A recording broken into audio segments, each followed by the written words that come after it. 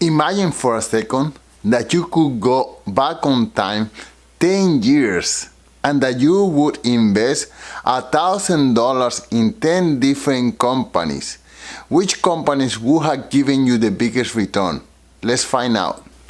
Here's the list. $1,000 in Nvidia would have given you $272,000. $1,000 in AMD would have given you $47,000. In Tesla, it would have given you $30,000.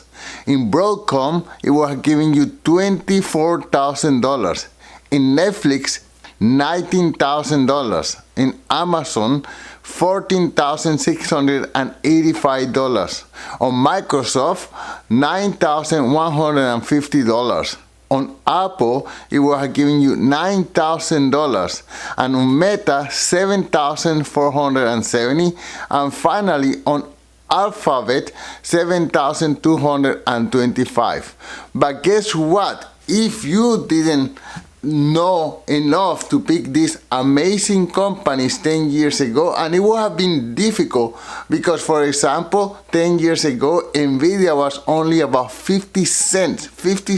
It was practically an unknown company. So how would someone know, okay, these are my best picks for the next 10 years? No, it's difficult to know. But if you would have invested in the Standard & Poor's 500, which is available to everyone, and is the one investment that I recommend over and over and over, you would have gotten about $4,000. So you will have quadrupled your money in 10 years, which is not bad. That's an average return of about 13%. 13% is really not bad. I think it's a great deal for an investment that you have to do zero thinking. You don't have to do research. You don't have to read the news. You don't have to read income statements. You don't have to watch the stock prices day by day. In fact, I recommend today for the next 10 years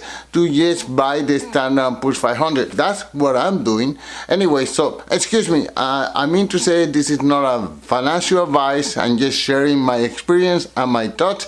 But yeah, don't do any of this without, of course, consulting your financial advisor.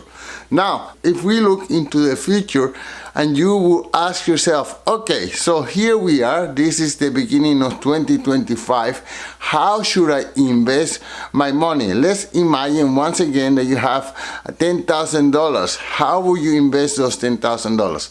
Well, number one, I continue harping on this idea of just not worrying about what the market is doing and pouring everything on the Standard & Poor's 500, and you will be in the top 20% of the most profitable trades of all times. But let's say you want to gamble a little bit. Which sectors of the economy would you like to take a look at? Where will you invest? Which companies you think they will be doing good? Now, remember, there are companies that will be doing good in the next 10 years that are practically still unknown. Someone is doing something, doing some programming in their garage, in somewhere in the middle of the country, on Ohio or Pennsylvania, who knows where, and that could end up being one of the biggest, best companies for the next 10 years. We don't know that yet, okay? But at the very least, we know that the Standard & Poor's 500 will be there, and this is a great opportunity for almost everyone. Now, what are the characteristics of the winning companies of the future? Okay, let me enumerate a few of those characteristics. Number one, the company has to be a leader in innovation. Companies like Nvidia or AMD, they have revolutionized computing and artificial intelligence. And there are other companies like, for example, Tesla, that is also have revolutionized innovation in electronic vehicles. So these companies that are going to be the leaders in the future, they have to be leaders in innovation, new ideas, new force, new investment, so on and so forth. Number two, the companies have to be in fast-growing industries, and these industries could be something like e-commerce. Now, every day, everyone makes their purchase through the internet. Clean energy, this is a topic that concerns all of us. We want a less polluted environment. And semiconductors, we continue having all these smartphones and all these gadgets and everything that requires some kind of computing needs semiconductors. All these new cars as well, they are basically computers on wheel, and they need semiconductors. And we will have more and more the Internet of Things, which is the regular everyday appliance, which also needs semiconductors. Number three, for a company to be successful, it also needs global reach. I mean, there was a time where if you had a small store in your neighborhood and you serve your neighborhood, you were a successful company. But now every business needs to have global reach. This YouTube channel that I have, in order for it to be successful, it needs global reach.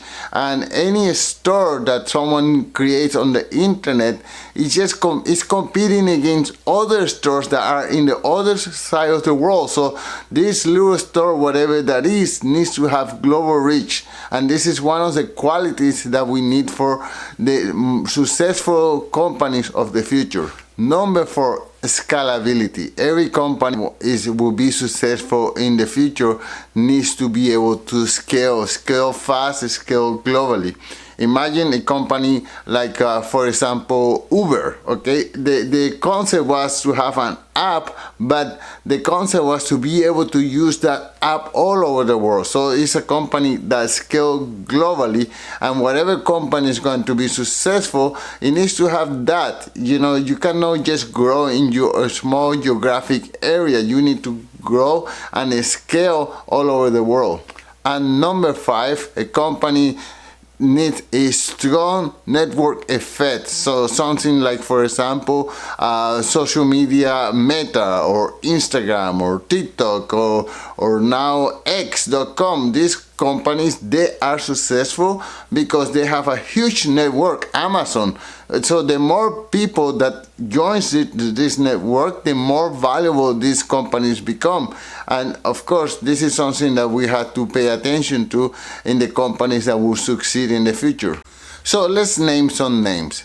In the field of artificial intelligence, I think, at least for the moment, that Nvidia is going to continue to dominate. I think that the CEO has done a fantastic job of looking around corners, predicting the future, and he has positioned the company in the places where there's going to be a strong demand in the future. And right now, Nvidia is the best designer of computer chips, and I think they're going to hold this position for a bit longer.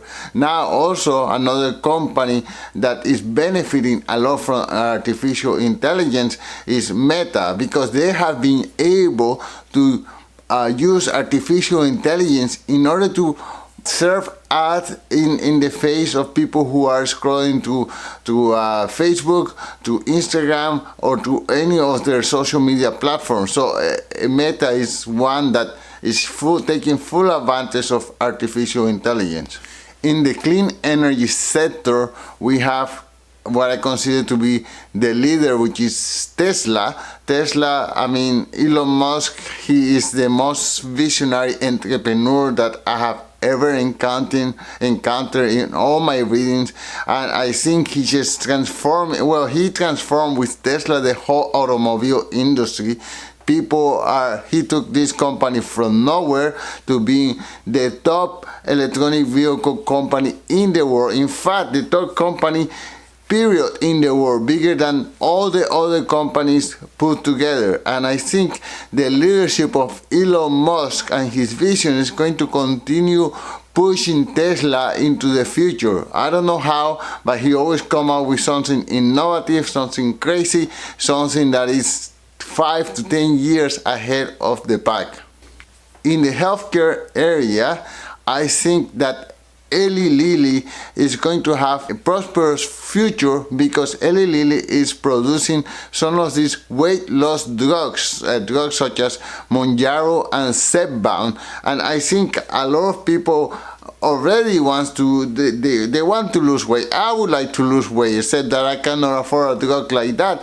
But in the future, insurance companies will start covering these drugs, and the sale of all these weight loss drugs, they're just going to skyrocket because already everyone wants those drugs, except that they are a little bit out of budget for most people. But if insurance companies start covering, because let's face it, if you are fat, then you will have other health issues. If you lose weight, then you will be healthier, and I think it will be to the advantage of insurance company to give these drugs to obese people so that they could be in better shape. So yes, in the healthcare area, I think Eli Lilly will be a champion. Definitely, it will have great returns from here to the next decade. Now, in the sector of cloud computing and quantum computing, then we have Microsoft. Microsoft is like a sleeping giant. A few years ago, everyone thought that Microsoft was dead, but no, Microsoft has come up as one of the leaders in technology. They are a leader in artificial intelligence, and they are a leader in cloud computing or cloud storage. Okay, so for that thing, I think it's Microsoft, especially with the leadership that they have, and also Google as well with the leadership that yes, they have. They are going to continue dominating the market. I know Google has a few legal problems right now, but I'm sure that they are going to overcome it. And Google just came out with a new version of their quantum computing, which I still don't understand much how it works, but apparently something significant. It's going to carry civilization forward 10-20 years into the future. So this is amazing. This is science fiction stuff becoming reality in front of our eyes. So that's it. That's my outlook for the following 10 years. But remember, you don't have to do your homework. You don't have to read financial reports. You don't have to watch the news. If you feel overwhelmed by all this information, the best next thing that you can do is just buy all these companies, buy the index. In the index you will have a little of each company, and we don't know yet which company will be the winner, but it will be within the index. It will have a bigger portion of the index, and you will be an owner of that next company of the future. That's it for today. Thank you so much for listening. If you made it so far, yes, please subscribe to the channel, and until soon. Goodbye. Peace.